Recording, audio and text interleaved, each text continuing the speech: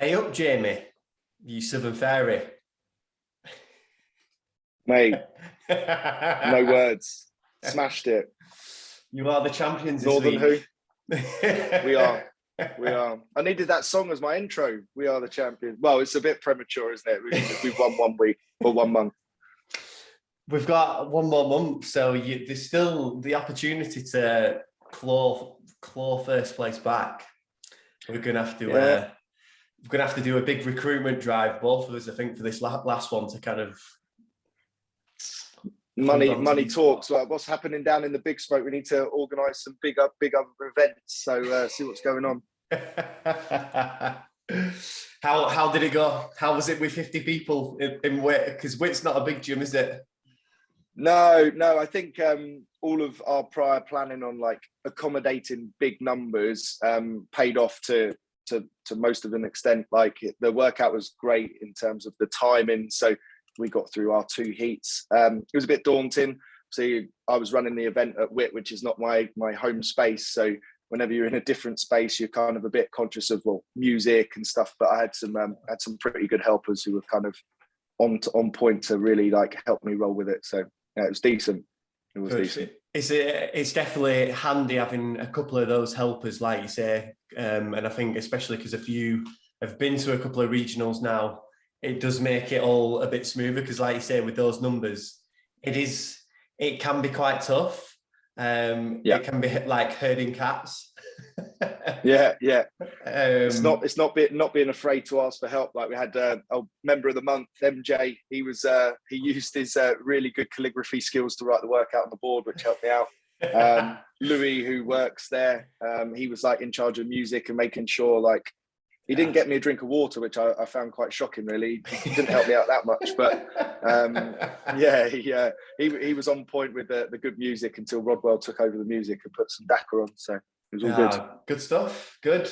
I've got the leaderboard, the March leaderboard with kind of all the overall scores on here.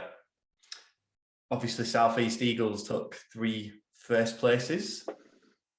Were you surprised, or I don't know? Before the weekend, I know you knew Reggie and Sammy and Mikey Rodwell would be there, and obviously the usuals like MJ and Jamie. But yeah, were you expecting it? Were you expecting the numbers? Yeah, I mean, we had a little look earlier in the week, and I knew the registrations for Witt would be quite high, like the lure of going to somewhere new and in town. I was really, really happy.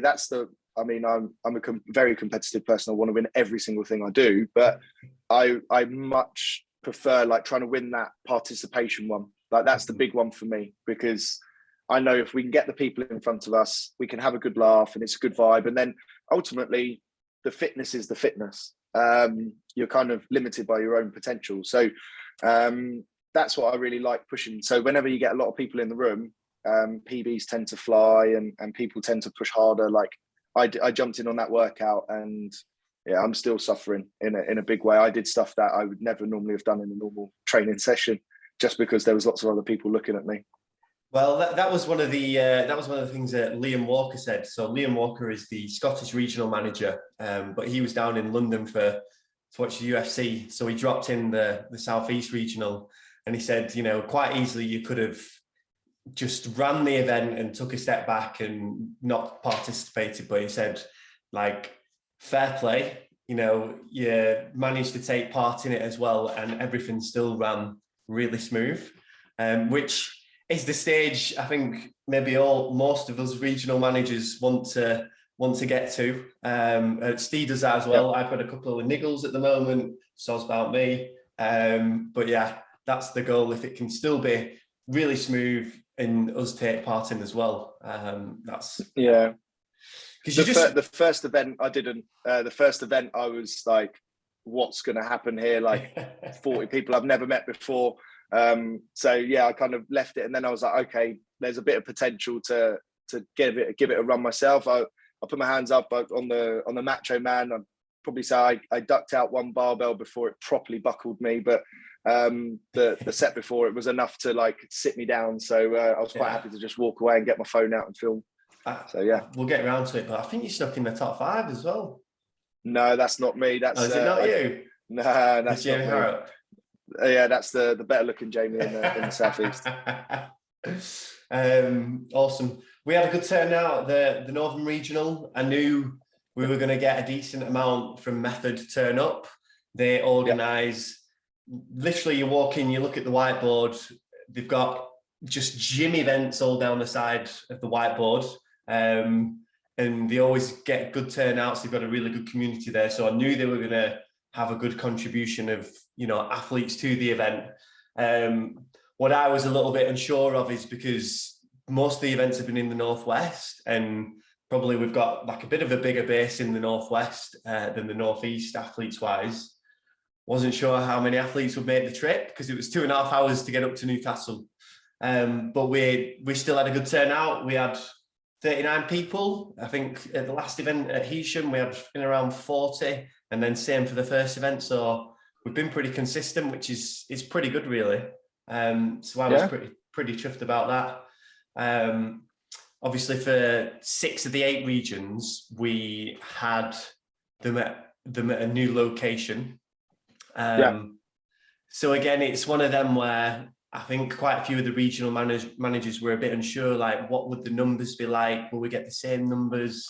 And I think normally after the first visit, it's definitely one of those ones where people will have wanted to have done it, but they didn't do it, and now they've seen it. They're like, I'm definitely in next time. So you're probably going to see 10 to 15 on top of those if they do repeat locations.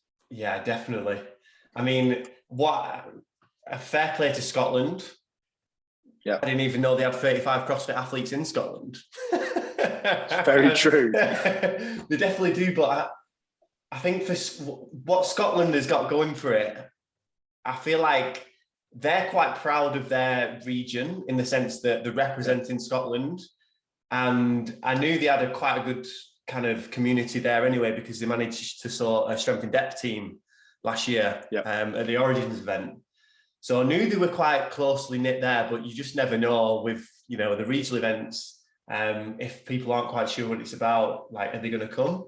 But it's been, they had 35, which is... Yeah, big numbers. It is. The girls up there are seriously strong as well. Seriously strong girls up there. Yeah, they have got a good group of girls up there that are usually whooping the guys on the workout. We'll get to that in a bit as well. But the average girls' work score tends to be higher than the guys on the workout front.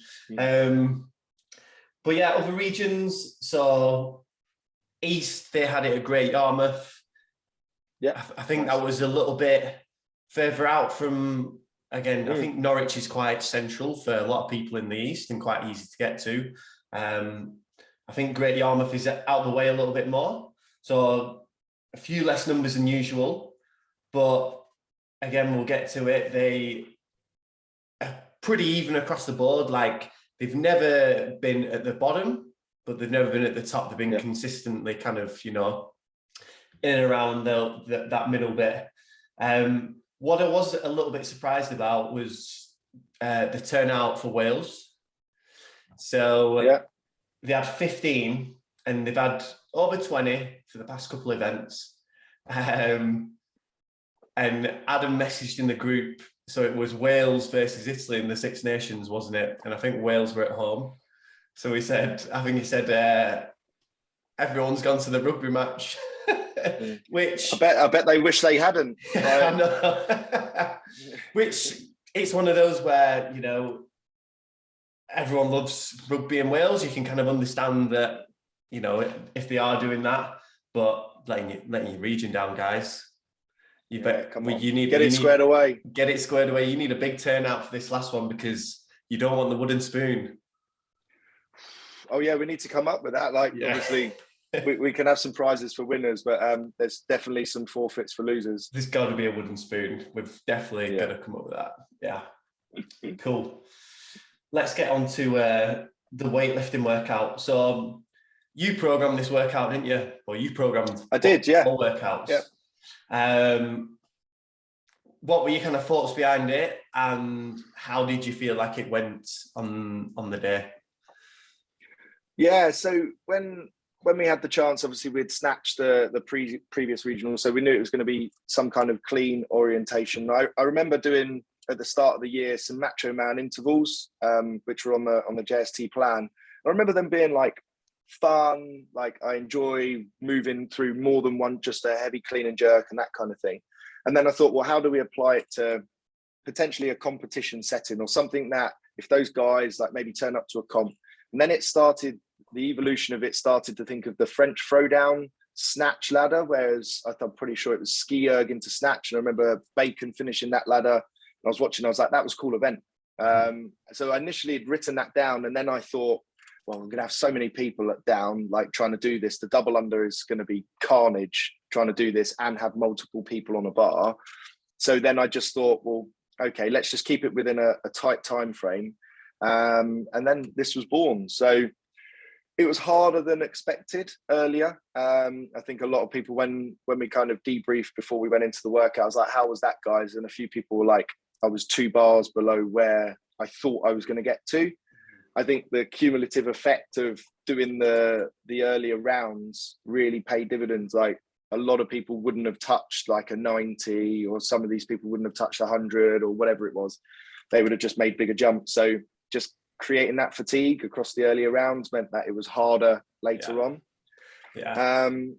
From a logistics point of view, it was carnage. Like 3 people on a bar within a 2-minute window. I'm going to throw my middle partner under the bus, Harrison. I don't know what he was doing at like 90 and 100. He was setting himself up like he's going for a 1 rep max. Gave me like 15 seconds to try and bang out a set, which put me on the ropes because I was gassed from it. But yeah, that would probably be the only difficult bit, was trying to get people through in a 2-minute window. Yeah, for sure. That's where we kind of learn from each region as well, don't we? Like, yeah, how does it work? Because we similar. I said to the guys, I was like, if you can, try and stay as close to going every 2 minutes. But if you go over slightly, like, yeah, it doesn't matter too much. And pretty much it got to the point where you could see people were getting more and more gassed as they were kind of going through the weights. And I think it got to the stage where it was sitting right in on 2 minutes for 3 people to finish the barbell complex. But then at the next weight, someone would end up dropping out anyway. So then it kind of, it ended up that it was all good. But same, I think the shock of being like a bit more gas than what people was expecting, because they had to do each weight, threw quite a few people off. But yeah, a bit of a shout out to Tobin Eagles. I think last time she went to Method, there was a Macho Man Complex then, but it was just like build to a max. And she got 12.5 kilos more than what she hit for a Macho Man Complex when she last went, which was, I think, was a year ago or something like that. So yeah, that was pretty awesome to hear. So yeah, but nice. There was plenty of buzz down south. Like obviously we had Reggie, Sammy and Mikey come down, and they complement each other really well. First time I've kind of seen them in their like own environment, and they don't half push each other. That's what this regionals thing is about, is kind of getting people in training groups to do things. And you can see those 3 boys are committed to each other more than they're committed to themselves. Yeah. So you'll see them get into each other on that complex. And then when we talk about the workout, like the way they were getting into each other is like, it reminded me of back in the day when I was playing some sport properly, and I was like, you're going down with the ship, you're going down with everybody. It was going for it. It was pretty cool to watch. Awesome. Looking at the leaderboard here, and the top 5 scores for each region, obviously, as well as Reggie getting 130, Yadi Vander hit 130 as well. And then he PB'd his clean and jerk on Monday yesterday. So he must have sorted out his front rack, doing that Macho Man Complex. And the other guy is Thomas Stroyer from Denmark. And I think he finished second in the Open in Denmark as well. So we know he's a pretty good athlete, and good to see him. I think he's been to a few of the Danish regional events now, to both Danish regional events. So he's in there as well. For those, obviously, I saw Reggie's Macho Man Complex on social media. How was everyone else's top numbers looking like that, or was it kind of ending up a bit more starfishy, or how? Well, I mean, I think the set before Reggie's 125, I had to go and check the weight. Right. I was like, that's not the right weight. It's not heavy enough. Yeah. Because the way he just went shoulder to overhead on it, it was like he had like trampolines on his shoulders. It was just like so yeah, like pretty decent, moving well. I thought Liam Walker got 125 as well, like the strongest man in history. That's like, me and Rodwell were stood next to each other watching him do the cleans, and we were like, is he going to bend his legs? Like, just muscle clean that up? Like, RDL? No need to. Saving his legs for the front squats. And yeah, big strong lad overhead. So on the girls' side, like watching those girls, like Kiara's tiny. My left leg weighs more, and the way she moved that barbell, it was impressive. It was like, that's probably 15 kilos over body weight comfortably. And yeah, super strong. Yeah, fast as you like. Yeah, she's like you say, she's still only super young, and obviously, like, she's still in teen division, usually doing team weights. But I mean, she's top of our leaderboard most of the time. She's our Southeast Eagles flyer. Like, that's it. It's good. If you're good enough, you're old enough. I remember hearing that as a kid. If you're good enough, you're old enough. True that. Yeah, I love that quote. It's good. Other big weights, Harry Lightfoot down in the southwest. He put a decent shift in there, which is good to see. And then, like you said, you had two at 125 with Sammy in there as well. And then rounded out 120 took third place, and two Scottish lads got that, Fraser Clark, David Steele, which 120 hitting that, like, I think Fraser's been on JST before, and I'm sure his max is in around 150. So again, like, most people here are hitting in and around 80% of what the max clean and jerk is. There's probably a rough guide. So, you know, if you're not sure, if you kind of hit, you know, in and around what you should have done, that gives you a good rough guide there. On the girl side, we've got Helena.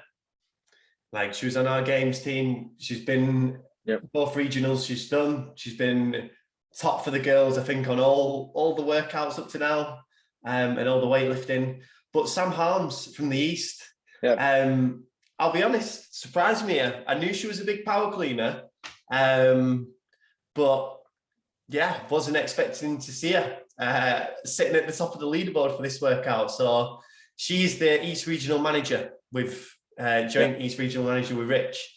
So she's kind of, you know, showing the way there and leading the way on the weight side there. So making us look bad. Us other regional managers banging out top of the leaderboard. Got to lead by example, don't you? It's good. It's awesome to see. And then Ruta, her background, she was, I think, a world champion powerlifter that's kind of come into CrossFit. She competed at Wadapalooza. She's a master. She's really strong and pretty good.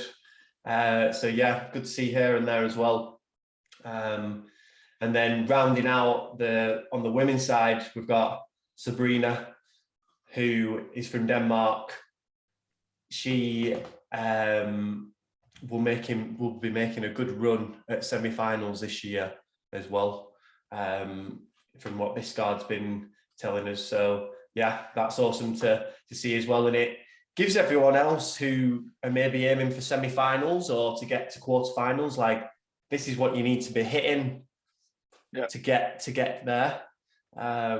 So yeah, it gives you a great guide. point. Like, at the moment, those people that are in limbo kind of going to be doing quarterfinals. So one of the things I said at the start, I was like, right, guys, if you're doing quarterfinals, like have some fun, but be sensible, set yourself up like for a good training week. Don't buckle yourself, don't hurt yourself. Like, just most concerned, we don't want to hurt anyone. We want everyone to be set up and ready. And then for the people that are not doing the quarterfinals or kind of thinking, right, what do I need to do?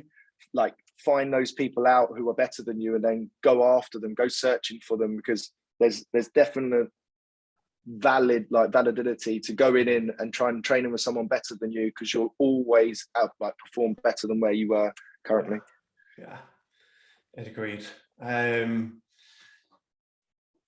The other thing I want to point out from looking at the weightlifting and the workout is how much the fifth person score matters, or the third person score.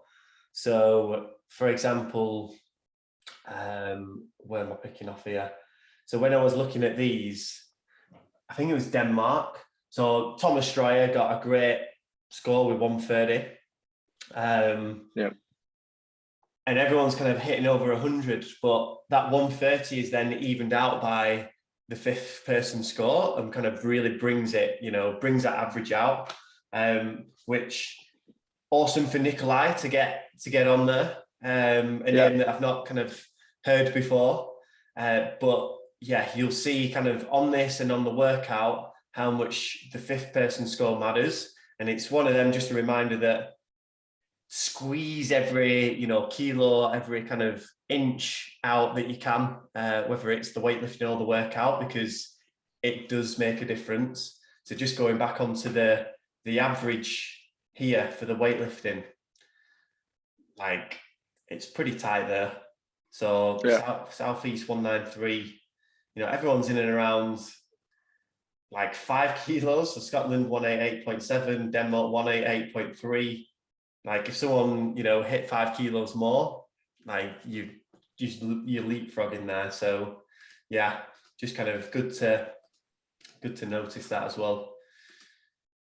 Onto the workout. This week, everyone, when I briefed this workout, everyone was like, "Oh, like, it's different."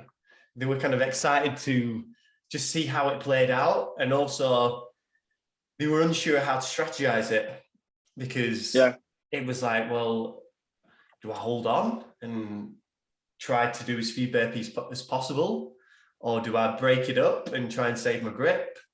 It was really interesting. When I wrote this, I had an idea that the very, very top wouldn't need a strategy. They would be good enough to not need a strategy. And it was nice to see that what I'd written and what people did was there. If I wanted everyone to break, it would have started at 50 reps, because I think that would have probably been a bit too tough. Or if they would have done the 50 and the 50, you probably wouldn't have seen them again for about a week. So yeah, it was really interesting. I think the burpee twist, one of the things when I spoke to everyone at the end was, this is training at the end of the day. I know it's a bit of fun, but we're training, and it's good to learn something. Like, I did far more toes to bar in a row than I would have done like normally if there was no burpee penalty and in a training session. So it's good to learn something about your ability kind of under different situations. So then when workouts come up, I know there was is it Super Team Cup or something, or the UK Championships or something years ago, there was like unbroken double under test. And it was like, do a workout, and then there was unbroken double unders. And for some people, it was about 4 or 5 years ago, a lot of people struggled to do, I think it was like 50 unbroken doubles, but the extra pressure of having to do it unbroken meant a lot more people tripped than they normally would. So just being ready for those situations is always a good test of your ability, mentally and physically. Yeah, definitely. And it was one of them, like, obviously you programmed it and the reps got less anyway. So it paid, and the rest was long enough that it's a big break, like it's a decent amount of rest, 1-to-1. So you could go out hot and then still put in a decent shift on the later intervals as well. So yeah, I thought it was a great workout. For kind of the people that couldn't, or knew that they couldn't do it unbroken, I suggested that, like, what's your max set of toes to bar? Like, use that as a guide. Is it 20 reps? If you go to 20 reps, you're gonna fall to pieces after that. You're gonna probably be doing 5s and then doing loads of burpees after. So it did pay to probably strategize it a little bit more and break a little bit earlier. I know for the people at the northern region, a lot of people's grip was just absolutely, it was smoked. But they could still keep that intensity because the reps dropped in the later rounds as well. Definitely. I think a lot of people experienced and then hadn't really experienced it before, how their grip felt on thrusters, just having that compression on the forearm. So a lot of people reported that. I was talking to Rodwell. He said it felt very much like 22.3 in terms of that grippiness. And he was talking about breaking up that middle set in 22.3. So then when he got onto the muscle ups, he wasn't having to drop down and do 3s. I think I probably wasn't going fast enough to really feel it. When I kind of got onto, with the max set of the toaster bar, I jumped up and I wanted to see, I was going to leave myself around about 5 reps before I thought I was going to hit a max. And that dropped me, I think I got 28, nipped over, did the burpees. And then I thought, okay, 12's a finishable number. So I don't really want to do any more burpees. So I took a little bit longer. And then I got onto the thrusters with, I don't know how long to go. And it was, don't look at the clock and just do them until the clock. And there was a guy in front of me who I was just having a bit of fun with, and that got me 30 odd thrusters. And then that ruined my whole workout because I'm not built for going that fast.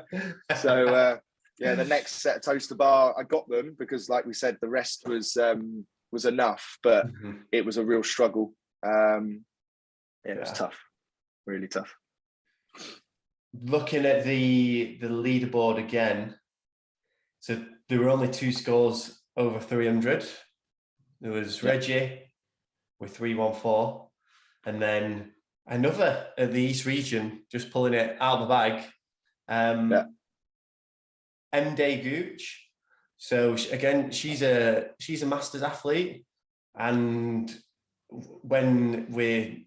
so Sandy Gibson commented, "Whoa, 312," and Sammy Harms just said, "Yeah, she just managed to stay unbroken pretty much all the way through." And that's what it got you. I'm presuming Reggie probably did the same and probably did next to no burpees. Yeah, I think I know Rodwell said, I was stood next to him as we were going to start at the same time. I was like, "What are you doing?" He's like, "I'm just not going to do any burpees." He was like, "That should be the score if you don't do any burpees." I was like, "I could stand here for 2.5 minutes and not do any burpees." So you got to do something. But yeah, I think all of those guys, I'm not sure I think I saw Adam do a set of burpees. I think those top 4, and I want to say Kiara wasn't far off as well, not having to have done any burpees and just being smooth. Yeah, that's it's pretty impressive, to be honest. Yeah, to be able to stay unbroken for 40 reps and then hold on after for 20 reps. Seriously impressive. Second, Evander just under 300 reps, 299. Do you know what, as well? I was watching it and I was like, "Mate, you're doing a bit of fannying here. What are you doing?" Yeah. There was a bit of fannying going on. Just kind of taking a bit too much time doing like either a transition or like after he'd done his burpees, there was a bit too much like dilly-dallying. So I'm calling you out there, Evander. And it's one of those ones you don't know your rep count. So 299 will be really infuriating because once you go back and do the maths, like, mate, I know. Yeah. He's in the 200s. That's all we got to say. Yeah. He's in the 200s. I was in the 200s. Southwest, Helena again, 269. Yeah. Nice. I'm looking above her as well. There was Mikey, who I know is one of Jolly Sailor's good athletes who always puts in a decent shift at strength in depth. He's like one of their key players. I'm presuming they went head to head, and I bet that was quite a good watch as well, watching Mikey and Helena go rep for rep. Yeah. I know that's usually the Scottish girls trick. They always go head to head, and they're always usually a few reps within each other. That last interval you could really push as well, with it being 5 and 5. Like, I think the intensity on the 20 had to come down because everyone tried to bang the 40-40. Yeah, so then everyone was smart in the 20-20, and then it was like, okay, well, if you got 10 and 10, you've definitely got 5 and 5. Like, we saw the amount of rounds, it wasn't just going up linear, it went up to like 7 sets of it in that last one where everyone was really pushing. Yeah, definitely. Other names I'm looking at here. So we've got Mikey Steele and Rodwell snuck in with a third place there. Decent scores, 291. So doing all right for an old codger is Rodwell here. I know he's not that old, but he's been around the block for a while now, hasn't he? Yeah, mate, he's new lease of life, following the athlete plan. Got the class plan at his gym. He seems to have got it going on. Yeah, Mikey in there as well. It's good. And then Kiara wrapping up third place spot. Like you said before, it's RX weights, but if you're good enough, you're old enough, like you said. Yeah, totally. That's a big thing I learned from a long time ago. Yeah, you've got to be in it to win it. You do. So the thing, like I said before, the fifth person score and the third person score mattered a lot here. So, like looking at Southwest as an example, and Wales. So fifth person score was 196 and 197 there. And if you look at the average for the guys, 233, 231. If you're fighting to get in that top 5 for your region, like this goes to show that every rep counts. Like that's how, close it is. And where else am I looking here? So Scotland, like some decent guy scores all over 200. But again, that fifth score really matters. So if that had been 20 more reps, you're up, or even 10 more reps, you're probably in and around what Wales and Southwest got for the guys' average there, as an example. So yeah, you're just one behind the East. Yeah, 1 point behind the East as well, they were. So yeah. So it just goes to show, there is, I think average-wise as well, if you look at the guys' average, so obviously Southeast highest by far. North was pretty close, but Midlands, it's a good score. That, most people probably know who Ed Cook is from him being at the high performance centre in Wigan quite a bit. He's got a crazy max set of unbroken set of toes. I can do 60 reps unbroken, and he did that in the past couple of months. So again, it's a decent score he's put in there. But as an average, just pretty good. Really consistent. Yeah. Really consistent. Really good. Toby here, he's a bit of a dark horse, really. So Toby, it will, weight-wise, is here 125 for the Midlands. Wow. And he's a tall guy. I think he's like 6'3", 6'4", but still putting in a shift here for the Midlands with 256 as well. So even though he's a big guy, his gymnastic capacity is still pretty decent. So that's pretty cool to see. On the girls' side, so that Scottish regional average 242. I think that's the highest. Carrying the boys there. Yeah, carrying the boys there. But pretty close to that was the Danish girls, again carrying the guys there as well. Gonna have to have a word with Biscard there. Give him some stick. But yeah, it just goes to show again, if you've got averages or people's scores that all are in and around the same, it does make a big difference to your average, which then contributes to the overall score. So going back to the overall placing, so combined 500. Gosh. It's a lot, yeah. Second, 474, so quite a bit behind there. Third, 472, very close there. Nice, Denmark. That's really close, yeah. But yeah, even Scotland, 468. So only 4 points behind Denmark. It is very close, which is good. And we're kind of developing these regionals as we go along. And I was kind of looking at the difference between like the overall season leaderboard that we do now. So that's kind of the total points from each region. You carry it forward. And I was just kind of looking, what would it be like if you just took your placing from each regional event and then into the next one? And it would be a little bit closer. So that's something that us regional managers and, myself and Steve need to all speak about to keep this even closer and make it more interesting.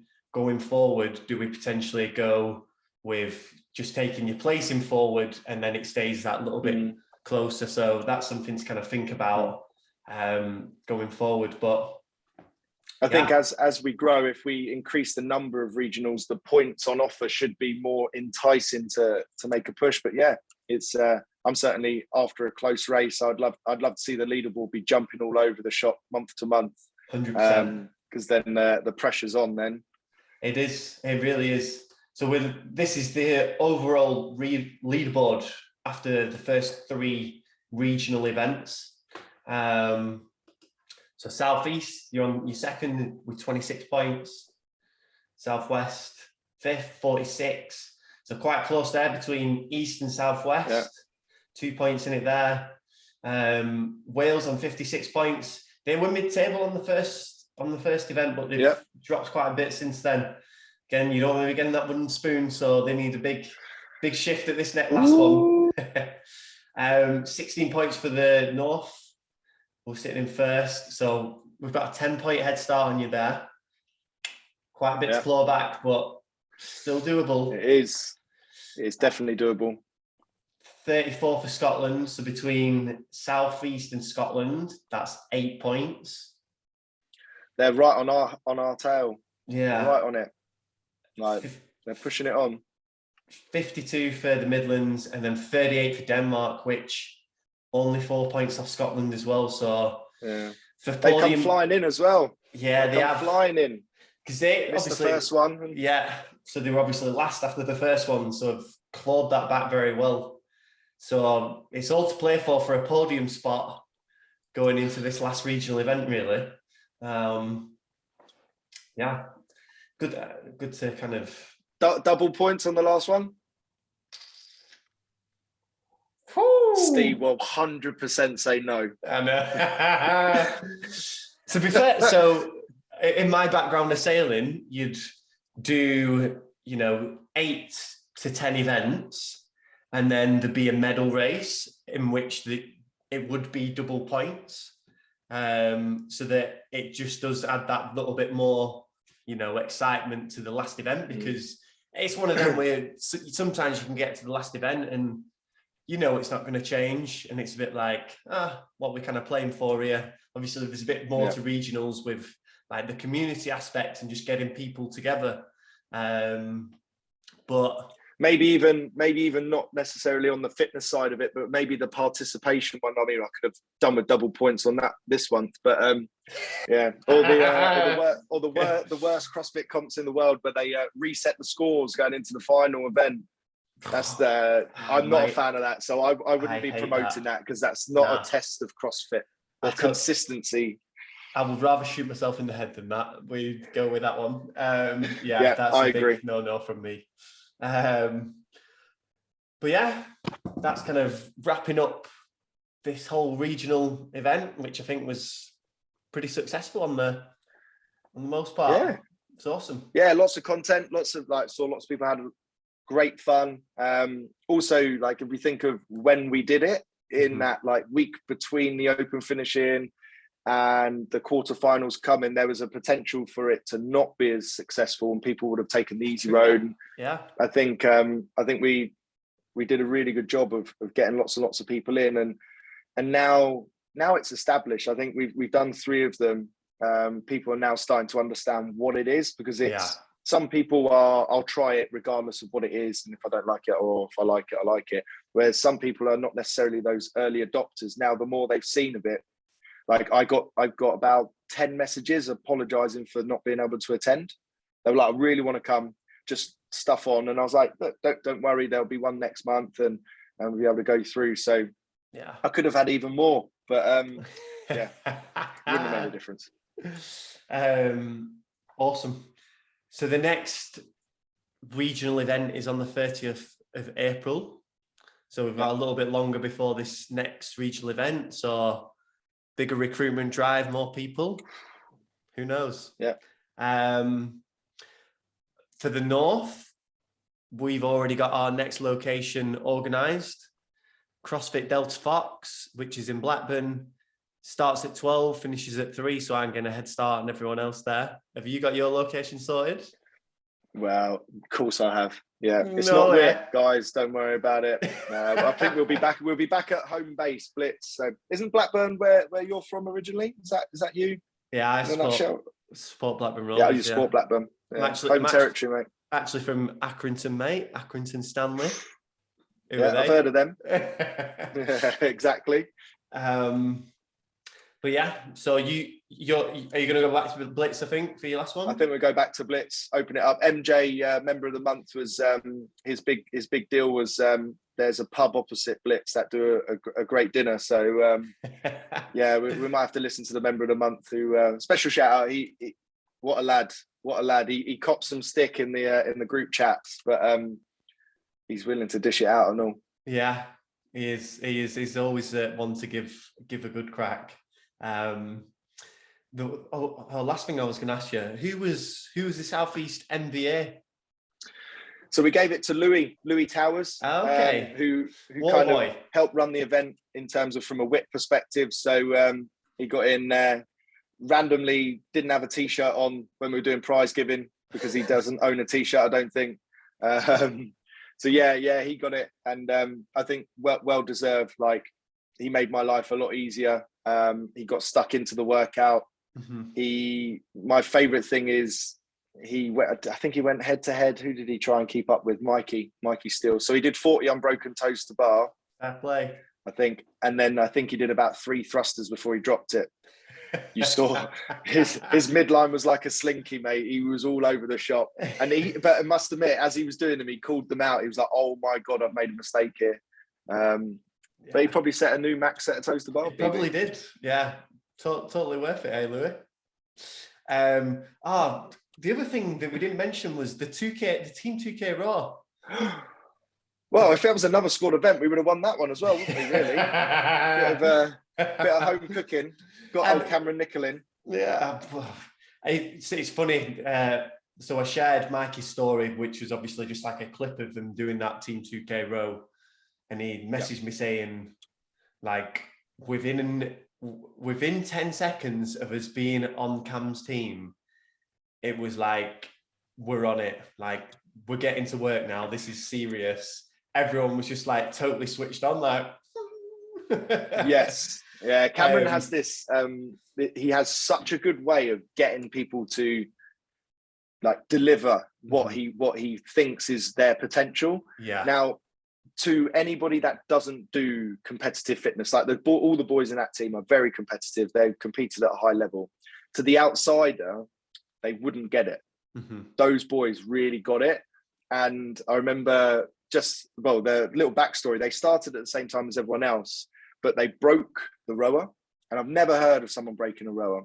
But basically, where you put your feet in, if you put your feet on the foot plate and then drop your bum onto the seat, all of your weight's going through it. And a couple of screws were maybe missing. And then Cameron put his feet on it and then the foot plates fell apart.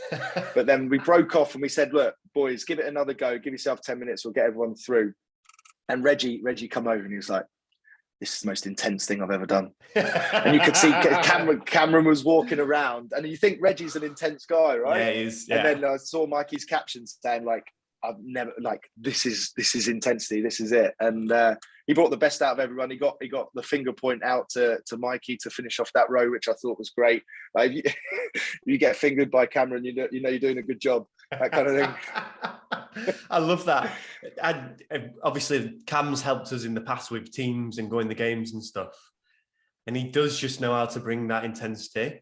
And that's one of the things that I've picked up you know, picked up from him in the past is that, you know, when it comes down to like the business, you switch on, you know, you've got to bring that intensity if you do want to get out the most of whatever you're doing. Because we've done a 10-minute assault bike test with Cameron in our ear before, and like Ben, Steve, myself, and Kev, we all got the best assault bike scores we'd ever had. Yeah.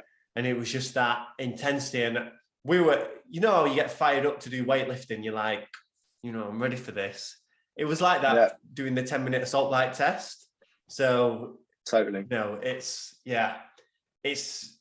awesome to have someone to be able to do that. He taught team rowing to the whole group as well, which quality. Like, obviously I was willing to do something, and then he was like, do you want me to do it? So like, being a team player there, just he got stuck in, got himself involved, helped everybody out, and then obviously leading from the front as well, he got himself in that team. And he said, like, as soon as he started pulling on the row, he realized he'd left like all of his midline on that rig, and he was like, this is really hard. Like, he said he found the rowing quite difficult, and I was like, oh, it's nice to hear like you're actually human. That you can't just bang like 115s like even when you're tired. It's mad. He messaged me and Steve to say that as well, to be fair, so he must have really I haven't heard from him since, so I wonder where he is. Oh no, he messaged me the next day and he told me he couldn't hold his kids. He couldn't hold them, so I'm guessing he's like a slinky right now, just dotting around a hospital trying not to like have to lift people up or help them. So if anyone's seen a 6'6" doctor with slick back hair waddling around London like a slinky, please let us know. Return him safe. It's a prized article. Awesome. Right, mate, appreciate you doing the roundup this event. Good to just get a different perspective and see, you know, how it was for you guys. So yeah, really appreciate that. Right, we'll see you on the 30th for the next regional event. We'll be dropping details soon.